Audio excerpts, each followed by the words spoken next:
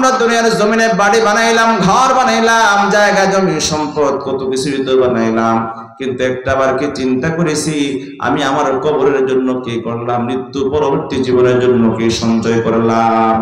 আল্লাহ পাক রব্বুল আলামিন আয়াতে কারিমা বললেন, ওয়াল তানজুর নাফসুম মা কদ্দামাত বিগাদ, আগামী কালকের জন্য তোমরা কি সঞ্চয় করেছো। আগামীকাল শব্দ উল্লেখ করে আল্লাহ তাআলা এখানে মৃত্যুর পরবর্তী জীবন পরকালকে বুঝিয়েছেন। কারণ কি? আল্লাহ আখিরাত বলতে পারতেন, বাদাল মাউত বলতে পারতেন, কবর বলতে পারতেন, হাসর ফুলসিরাত বলতে পারতেন, কিন্তু গাদান শব্দ উল্লেখ করলেন কেন? মুফাসসিরগণ এর অনেকগুলো কারণ লিখেছেন। দুইটা কারণ আমি বলবো। এক নাম্বার হলো আজকের পরে আগামীকাল যেমন সুনিশ্চিত আমাদের সামনে আসছে, এতে কোনো সন্দেহ আছে? জোরে বলেন। আগামীকাল আসবে এতে কোনো সন্দেহ আছে নাকি? আগামীকাল আমাদের সামনে আসবে এতে যেমন কোনো সন্দেহ নাই। একজন মানুষের, প্রত্যেকটা মানুষের জীবনে মৃত্যু পরবর্তী জীবন পরকাল আসবে এতেও কোনো সন্দেহ নাই।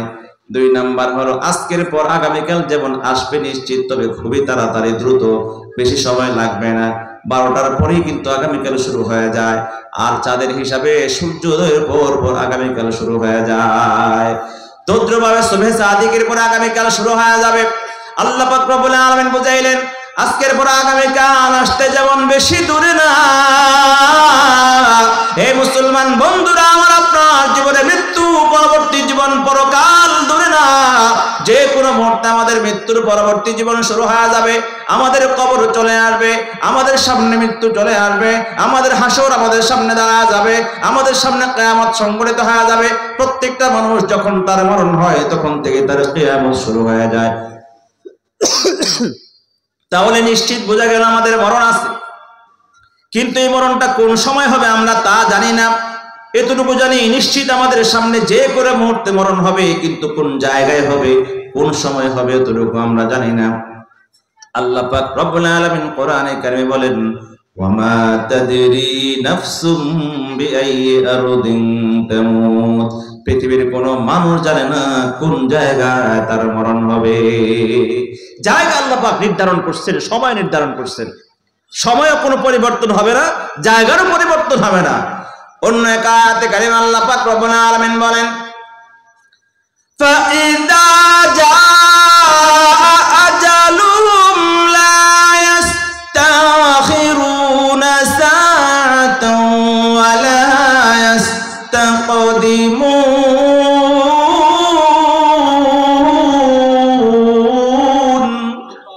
আল্লাহ পাক রব্বুল আলামিন বলেন, যখন মানুষের মৃত্যুর সময় চলে আসবে, নির্ধারিত সময় আসার সঙ্গে সঙ্গে তার মৃত্যু হবে। 1 সেকেন্ড আগেও হবে না, 1 সেকেন্ড পরেও হবে না। পয়গম্বর সুলাইমান আলাইহিস সালাতুস সালামের নাম শুনেছেন কিনা? আল্লাহর পয়গম্বর হযরত সুলাইমান আলাইহিস সালাতুস সালাম গোটা পৃথিবীর বাদশা, গোটা পৃথিবী রাজত্ব করেছেন পয়গম্বর। শুধু মানুষের উপরে নয়, মানুষ, জিন জাতি, পশু পাখি, জীবজন্তু, যত প্রাণী আছে পৃথিবীর সকল প্রাণীর উপরে রাজত্ব করেছেন পয়গম্বর সুলাইমান। গোটা পৃথিবী রাজত্ব করেছেন মাত্র 4 জন মানুষ। এর মধ্যে 2 জন হলো মুসলমান আর 2 জন হলো কাফের। কাফের 2 জন হলো, একজন হলো বখতনাসার, আরেকজন নমরুদ। মুসলিম 2 জন, যুলকারনাইন, আরেকজন হলো পয়গম্বর সুলাইমান আলাইহিস সালাতুস সালাম। রাজদরবারে সিংহাসনে বসা, পাশে একজন মন্ত্রী তার বন্ধু বসা। ওই মুহূর্তে রাজদরবারের মধ্যে একজন আগন্তুক প্রবেশ করলো। প্রবেশ করেই পয়গম্বর সুলাইমানের পাশের লোকটির দিকে বড় বড় চোখ করে তাকায়, প্রখর দৃষ্টিতে, ভয়ঙ্কর দৃষ্টিতে। পাশের লোকটি পয়গম্বর সুলাইমানকে ডেকে বলে, হে পয়গম্বর, এই যে লোকটি এই মুহূর্তে আপনার দরবারে প্রবেশ করেছে, এই লোকটাকে আমার বড় ভয় হয়। এই লোকটা আমার দিকে কেমন করে তাকায়, আমার কাছে ভয় হচ্ছে। এই লোকটা আমার দিকে এমন করে কেন তাকাচ্ছে? অতএব আপনি আমাকে এখান থেকে দূরে সরাইয়া দেন। বাতাসকে নির্দেশ করেন অথবা জিনদেরকে নির্দেশ করেন, তারা যেন আমাকে দরবার থেকে উঠিয়ে নিয়ে যায় এবং দূরে কোথাও আমাকে রেখে আসে। পয়গম্বর সুলাইমান বাতাসকে নির্দেশ দিলেন এই জায়গা থেকে তাকে সরাইয়া দূরে কোথাও রেখে আসার, 1000 মাইল দূরে। এবার পয়গম্বর আগন্তুক লোকটিকে জিজ্ঞাসা করলো, হে আল্লাহর গোলাম, তুমি আমার বন্ধুর দিকে এমন প্রখর দৃষ্টিতে, এমন ভয়ার্ত দৃষ্টিতে তুমি কেমন করে কেন তাকাইলা? কি তোমার পরিচয়? আগন্তুক লোকটি বলে, পয়গম্বর, আপনি যদি আমাকে দেখতে মানুষ মনে করেছেন, আমি আসলে মানুষ নই, আমি হলাম মানুষ রূপী মালাকুল মউত, মৃত্যুর দূত ফেরেশতা। আমি হলাম মানুষ রূপী ফেরেশতা, মৃত্যুর দূত মালাকুল মউত। বলে, তুমি আমার বন্ধুর দিকে এমন প্রখর দৃষ্টিতে কেন তাকিয়েছো? আগন্তুক মালাকুল মউত বলল, হে পয়গম্বর, এই মুহূর্তে আমার সামনে যে সকল মানুষের মৃত্যুর তারিখ আল্লাহ তাআলা আমাকে দিয়েছে, এর মধ্যে সবার উপরে যেই নামটা সে হলো আপনার পাশে বসা লোকটি। কিন্তু আমি তাকে দেখে অবাক হয়ে গেলাম। আমি খাতার দিকে তাকালাম, তাকে দেখলাম এই মুহূর্তে তার মরণ হবে, সময় ঠিক আছে, কিন্তু জায়গার সঙ্গে কোনো মিল পাওয়া যায় না। আল্লাহ তাআলা প্রত্যেকটা মানুষের মৃত্যু সময়ের সঙ্গে সেই জায়গাটাও নির্ধারণ করে দিয়ে রাখে, কোন জায়গায় তার মরণ হবে, কার মসজিদে মরণ হবে, কার সিনেমা হলে মরণ হবে, কার বাইতুল্লাহর চত্বরে মরণ হবে, কার সোনার মদিনায় মরণ হবে, কার মাদ্রাসার মাঠে মরণ হবে, কার জমিনে মরণ হবে, কার রাস্তায় মরণ হবে, কার দোকানে মরণ হবে। প্রত্যেকটা মানুষের জায়গা, মৃত্যুর জায়গা নির্ধারণ করে দেন কে? আল্লাহ পাক রব্বুল আলামিন করে দেয়। আল্লাহ পাক রব্বুল আলামিন তার মৃত্যুর সময় নির্ধারণ করেছেন এখন, কিন্তু তার জায়গাটা কিন্তু এখান থেকে 1000 মাইল দূরে। অতএব এই মুহূর্তে সে আপনার পাশে কেমন করে বসা থাকে? সুবহানাল্লাহ বিহামদি। মিল তো খুঁজে পাচ্ছি না, মরণ তো হবে এখন, কিন্তু জায়গা তো মিলে না। এই জায়গায় তো তার মরণ হবে না দরবারে, এখান থেকে 1000 মাইল দূরে। এই জন্য আমি অবাক দৃষ্টিতে তার দিকে তাকিয়েছিলাম।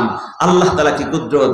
এই দৃষ্টিতেই তার অন্তর আল্লাহ পাক ভয় তৈরি করে দিলেন। সেই ভয়ে সে নিজে আবেদন করলো, আমাকে এখান থেকে সরায় দেন। মুহূর্তের মধ্যে বাতাসের মাধ্যমে অথবা জিনদের মাধ্যমে তাকে এখান থেকে সরিয়ে তার নির্ধারিত মৃত্যুর জায়গায় পৌঁছে আল্লাহ পাক রব্বুল আলামিন তার মৃত্যু কার্যকর করলেন। আমি এই মৃত্যু কার্যকর করে এই মুহূর্তে আপনার সাথে কথা বলছি। সুবহানাল্লাহ বিহামদি। তাহলে মানুষের মৃত্যুর জায়গারও কি হবে না? পরিবর্তন হবে না, সময়েরও পরিবর্তন হবে না। সাদ্দাদের নাম শুনেছেন? সাদ্দাদ আল্লাহর বড় নাফরমান গোলাম ছিল। আল্লাহ পাক রব্বুল আলামিন নানা নিয়ামতের মাধ্যমে সাদ্দাদকে দুনিয়ার জমিনে লালন পালন করেছে, কিন্তু সাদ্দাদ আল্লাহর সঙ্গে বেঈমানি করেছে, আল্লাহ পাকের অবাধ্য আচরণ করেছে। এমন কোন পাপ নাই দুনিয়ার জমিনে করে নাই, এমন কোন অন্যায় নাই যা সে দুনিয়ার জমিনে করে নাই। এক পর্যায়ে সে ক্ষমতার বলে, সৈন্যের বলে বাহাদুরি করে এক পর্যায়ে নিজেকে খোদার আসন দিয়েছে, খোদা বলে দাবি করেছে। আল্লাহ পাক রব্বুল আলামিন তার উপরে এত নারাজ হয়েছে, সে নিজেও জানতো আল্লাহ পাক রব্বুল আলামিন তার উপরে নারাজ, সে যে ভণ্ড খোদা, আসল খোদা না। এই জন্য সে নিজে একটা জান্নাত বানিয়েছে, কারণ আল্লাহ পাক রব্বুল আলামিনের জান্নাতে তার নসিব হবে না। এই জন্য তার অসংখ্য হাজারো হাজারো কর্মচারী শ্রমিকের মাধ্যমে বিশাল করে একটা জান্নাত বানিয়ে ওই জান্নাতে নানা রকমের বিলাসী আসবাবপত্রের সমন্বয় ঘটিয়ে দুনিয়ার জমিনে একটা জান্নাত বানিয়েছে। নিজের জান্নাতে নিজে প্রবেশ করবে, ভোগ বিলাস করবে। জোরে জোরে বলেন নাউজুবিল্লাহ। সাদ্দাদ তার জান্নাত বানাবার পরে, এই জান্নাত উদ্বোধন করার পূর্বে যে শ্রমিকগুলো তার জান্নাত নির্মাণ কাজে, বাগান নির্মাণ কাজে শ্রম দিয়েছিল, কাজ করেছিল, সবগুলাকে সে হত্যা করেছে। এই জান্নাতের কোন প্রকারের দৃশ্য, কোন প্রকারের ইনফরমেশন যেন বাহিরে না যায়, কেউ জানতে না পারে, সকলকে হত্যা করলো। সর্বপ্রথম নিজে সে জান্নাতকে উদ্বোধন করতে রওনা হয়েছে দলবল নিয়ে। নিজের জান্নাতে নিজেই উদ্বোধন করবে, তালা খুলে প্রবেশ করবে। দলবল নিয়ে ঘোড়ায় সওয়ার হয়ে যখন সাদ্দাদ তার জান্নাতে প্রবেশ করার জন্য অগ্রসর হয়, তার জান্নাতের সদর গেটের সামনে গিয়ে দাঁড়ায়। ওই মুহূর্তে দেখতে পায় তার জান্নাতের সদর গেট খুলে একজন আল্লাহর গোলাম, একজন ছদ্মবেশী মানুষ তার জান্নাতের ভিতর থেকে বের হয়ে তার ঘোড়ার সামনে সে দাঁড়িয়ে যায়। সুবহানাল্লাহ বলেন না। এই দৃশ্য দেখে সাদ্দাদ তো অবাক হয়ে গেল। সে রক্তচক্ষু নিয়া চিৎকার দিয়ে হুঙ্কার দিয়ে বলল, হে আল্লাহর গোলাম, কি তোমার পরিচয়? তোমার কত বড় দুঃসাহস! কেমন করে তুমি আমার জান্নাতে ঢুকলাম? আমার জান্নাত বন্ধ ছিল, চাবি আমার কাছে, আমি ছাড়া কেমন করে জান্নাতে গেলাম? আবার আমার সামনে সে দাঁড়াইলা। ওই আগন্তুক কানে কানে, সাদ্দাদের কানে কানে বলে, সাদ্দাদ চিৎকার দিও না, চিল্লা পাল্লা করবা না, তুমি আমাকে মানুষ মনে করলো, আমি কিন্তু মানুষ না, আমি হলাম মানুষ রূপী মালাকুল মউত। মৃত্যুর দূত মহান রব্বুল আলামিন পাঠিয়েছে এই মুহূর্তে তোমার জান কবজ করার জন্য। ও মুসলমান বন্ধুরা আমার, যত বড় বাদশাহী হোক না কেন, যত বড় সম্পদশালী আর ক্ষমতাধর হোক না কেন, মৃত্যুকে ভয় পায় না। পৃথিবীর জমিনে এমন কোন মানুষ নাই, কারণ সবাই জানে যত বড় শক্তিশালী হোক না কেন, খোদা দাবি করুক না কেন, সকলকেই কিন্তু দুনিয়ার জমিন থেকে যেতে হবে। জোরে বলেন ঠিক কিনা? कैसे कैसे ताजदारों बादशाह चल बसे, कैसे कैसे ताजदारों बादशाह चल बसे, वो खजीना बाला खाना शान और शौकत क्या हुई, कैसे कैसे रानियां शाहज़ादियां तन बदन सब गल गया है, शक्ल सूरत क्या हुई। মৃত্যুর কথা শোনার সঙ্গে সঙ্গে সাদ্দাদের চেহারা মলিন হয়ে গেল। সাদ্দাদের মনে মৃত্যুর ভয়, দম্ভকর অহংকারে যে সাদ্দাদ যখন জান্নাত উদ্বোধন করার জন্য রওনা হয়, ওই সাদ্দাদের পায়ের নিচে মাটি নাই, ওই সাদ্দাদের পা কাঁপতেছে, ওই সাদ্দাদের মুখ ধরপড় করতেছে।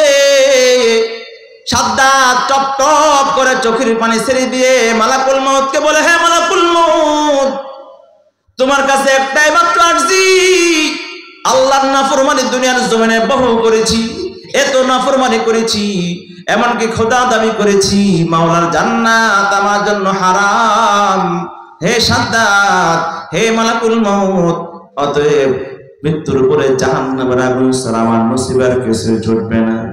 অতএব আল্লাহর জান্নাতে যেহেতু যেতে পারবো না, নিজে একটা জান্নাত বানিয়েছি, একটা মিনিট সময় দাও, একবারের জন্য সুযোগ দাও, আমি আমার নিজের জান্নাতটা এক নজর দেখবো, আবার বের হয়ে চলে আসবো, তারপরে জানটা কবজ করবা। মালাকুল মউত বলে, হে সাদ্দাদ, না, মালিকের করা নির্দেশ, আল্লাহ পাক রব্বুল আলামিনের করা নির্দেশ, فإذا جاء أجلهم لا يستأخرون ساعة ولا يستقدمون।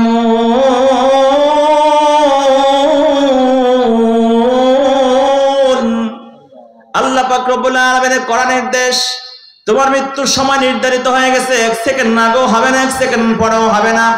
আল্লাহ পাক রব্বুল আলামিন নির্দেশ দিয়েছে, সাদ্দাদ, তুমি ঘোড়া থেকে নামার সময় এক পা থাকবে ঘোড়ার উপরে, এক পা থাকবে মাটির মধ্যে, এক পা জমিন, এক পা ঘোড়ার রেকাবের মধ্যে। ওই মুহূর্তে তোমার জানটা কবজ করতে হবে। অতএব তোমাকে আর কোনো সুযোগ দেওয়া হবে না। কত করজোরে হাত মিনতি করেছে, কিন্তু আল্লাহ পাক রব্বুল আলামিন সুযোগ দেয় নাই। ওই সময়ে ওই জায়গায় তার জানটা কবজ করেছে। ও মুসলমান বন্ধু, আমার আপনার জীবনটাও নিয়ে যাওয়া হবে, কোন জায়গায় নেওয়া হবে আমরা কিন্তু জানি না। আল্লাহ পাক রব্বুল আলামিন একবার মালাকুল মউতকে প্রশ্ন করলেন, হে মালাকুল মউত, তুমি তো দুনিয়ার জমিনে হাজারো লক্ষ কোটি মানুষের জীবন তুমি গ্রহণ করেছো, জান কবজ করেছো, কখনো কি কোনো মানুষের জান কবজ করার সময় তোমার মায়া লাগছে নাকি? কখনই তোমার মায়া লাগছে না কারো জান নেওয়ার সময়? মালাকুল মউত বললে, রব্বুল আলামিন, পৃথিবীতে হাজারো লক্ষ কোটি মানুষের জান কবজ করলাম, কিন্তু মাত্র দুইটা মানুষের জান কবজ করার সময় আমার বড় মায়া লাগছে। একটা হলো ওই যে আল্লাহ পাক রব্বুল আলামিন, আল্লাহ আমার দুইটা মানুষের জান কবজ করার সময় মায়া লাগছে। এক নাম্বার হলো সমুদ্রের মধ্যে জাহাজ ডুবে যাওয়ার সময়, জাহাজ দুর্ঘটনা, একটা জাহাজ যখন সমুদ্রের মধ্যে ডুবে যায়, ওই জাহাজ ডুবে যাওয়ার সময় অসংখ্য মানুষ মারা যায়। ওই জাহাজের মধ্যে একজন গর্ভবতী মহিলা ছিল। জাহাজ ডুবে যাওয়ার পরে গর্ভবতী মহিলাটি একটি কাঠের টুকরাকে অবলম্বন করে সমুদ্রের মধ্যে আত্মরক্ষা করে, আর ওই অবস্থায় ওই কাঠের খণ্ডের উপরে সমুদ্রের মধ্যে ভাসমান অবস্থায়, সিক্ত কাপড় অবস্থায়, এই ঠান্ডার ভিতরে সমুদ্রের উপরে ওই গর্ভবতী মহিলার প্রসব বেদনা শুরু হয়। ওই সমুদ্রের এই অনিরাপদ জায়গার মধ্যে ওই মহিলাটা বাচ্চা প্রসব করে রক্তাক্ত বাচ্চাটা তার কোলে নেয়। রক্তাক্ত বাচ্চাটা কোলে নিয়ে মা চিৎকার করতেছে, কান্না করতেছে, বাচ্চাও কান্না করতেছে। ওই অবস্থায় মা তার শিশু বাচ্চাটাকে তার স্তনের সঙ্গে ঠোঁট লাগায়া তাকে দুধ পান করাবে তার জীবন বাঁচাবার জন্য। ওই মুহূর্তে আল্লাহ তুমি নির্দেশ দিলা ওই রক্ত মাখা শিশু বাচ্চার মুখের সামনে থেকে তার মায়ের জানটা যেন আমি কবজ করি। ওই মুহূর্তে ওই শিশু বাচ্চার মায়ের সামনে থেকে, শিশু বাচ্চার মুখের সামনে থেকে তার মায়ের জান কবজ করার সময় বড় মায়া লাগছিল, দয়া লাগছিল। কারণ এই সমুদ্রের পানির উপরে এই অসহায় বাচ্চাটা কেমন করে বাঁচবে, কি হবে তার ভবিষ্যৎ, এই বাচ্চার চিৎকার শুনে আমার বড় মায়া লাগছিল।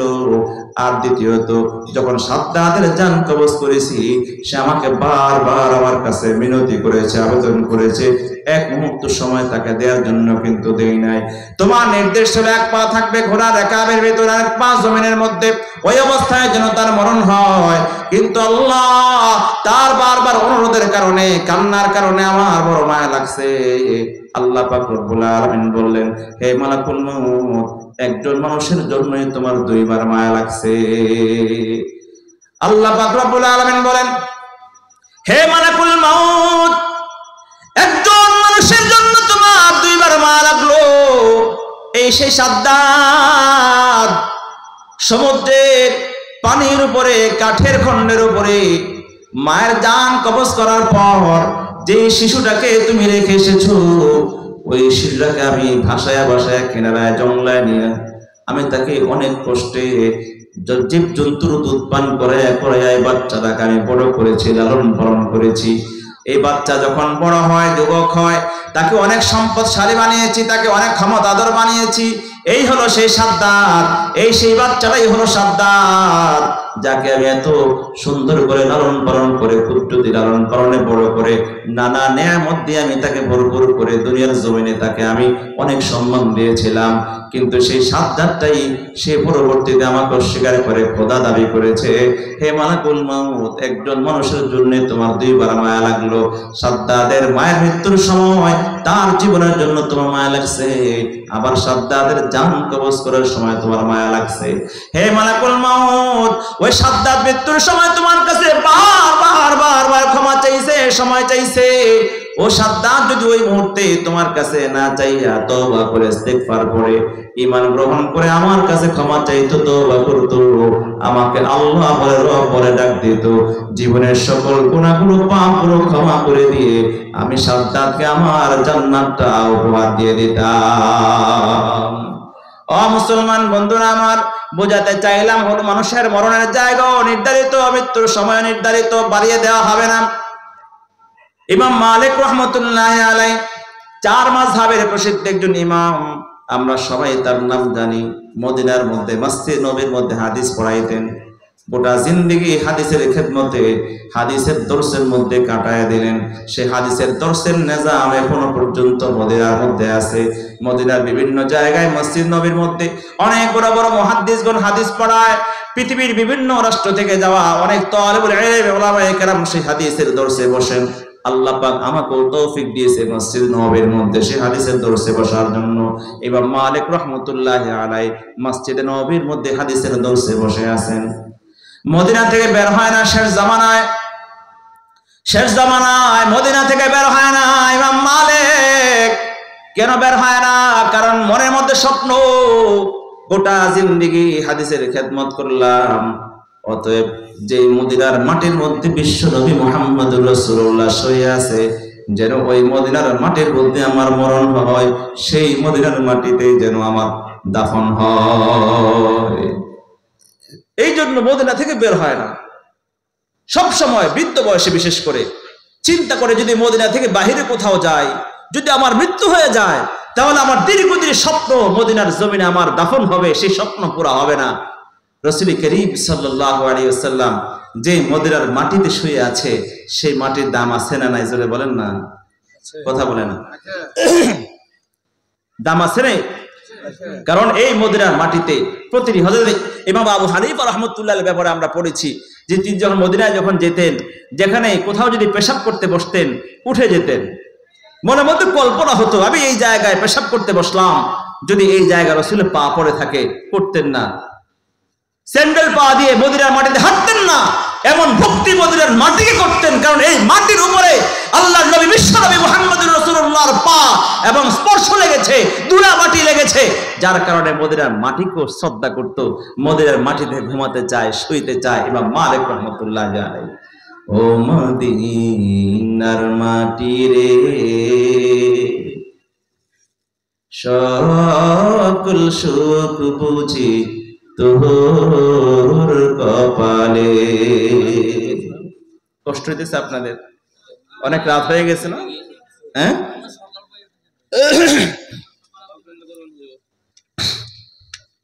গজলটা বলবো, কিন্তু গলার অবস্থাটা বেশি ভালো না, ঠান্ডা তো।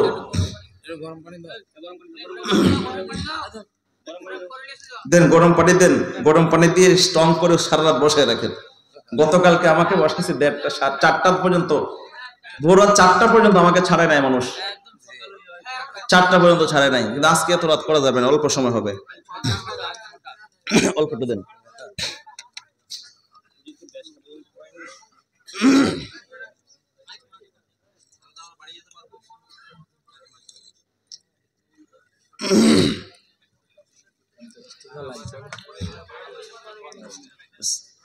এটা কি করবে?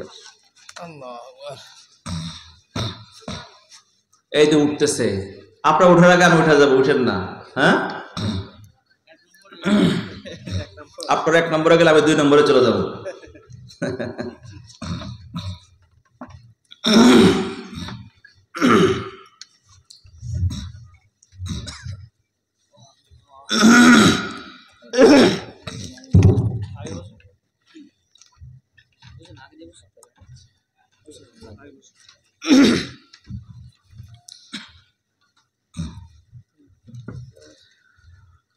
ও মদিনার মাটি রে,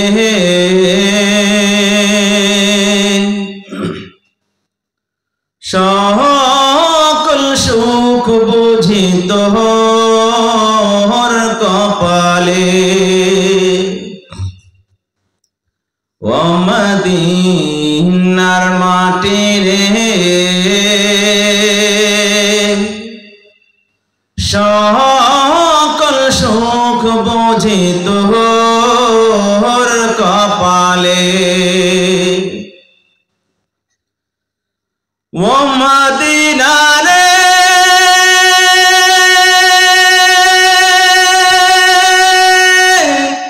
তোর বুকে এমন নবী, যার লাগি পাগল সবই, যার তরে হইল সৃষ্টি ত্রিভুবন।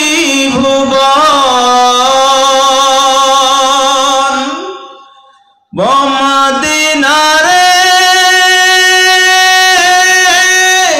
তোর বুকে এমন নবী, যার লাগি পাগল সবই, যার তরে হইল সৃষ্টি ত্রিভুবন।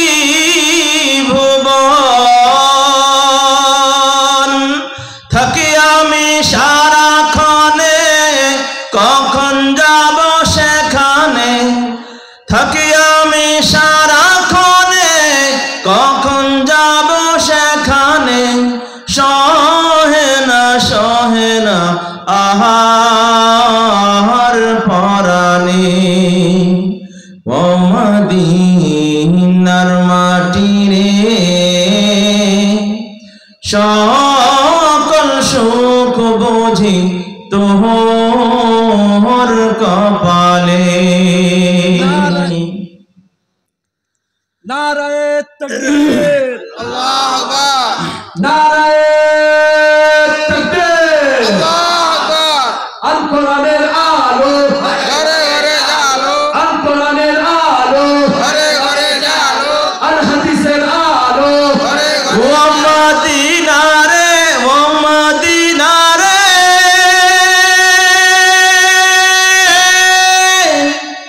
পাখি যদি হইতাম আমি, উড়ে উড়ে যেতাম আমি,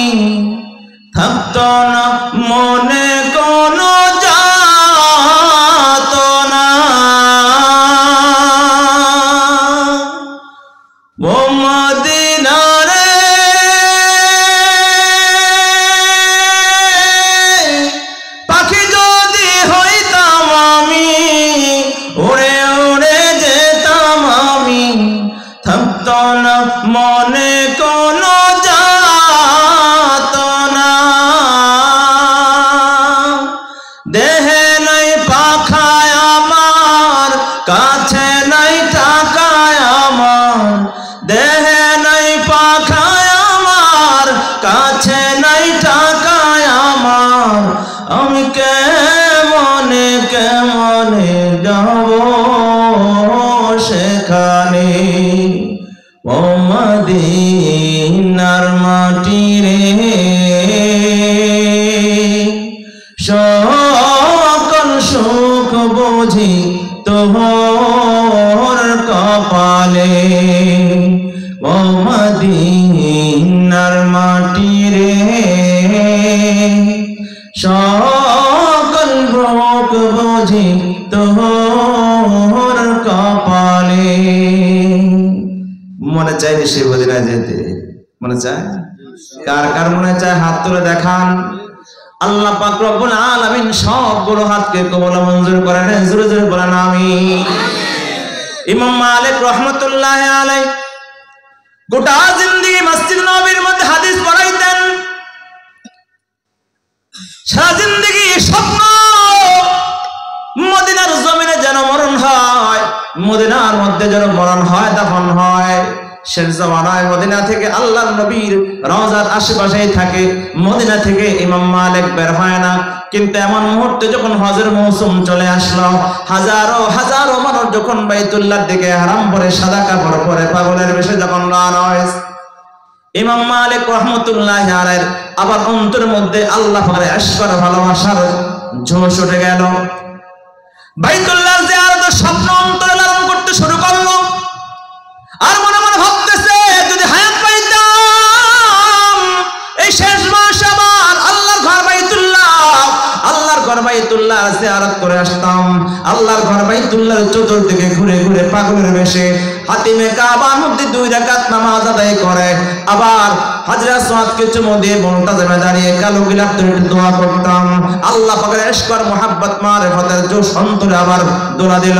আর মনে মনে চিন্তা করতেছে, এবার যদি হজ করতে আমি হজ্জে বাইতুল্লাহ করার জন্য যদি মদিনা থেকে বের হয়ে যায়, মদিনার বাহিরে যদি আমার মরণ হয়ে যায়, তাহলে আমার কি উপায় হবে?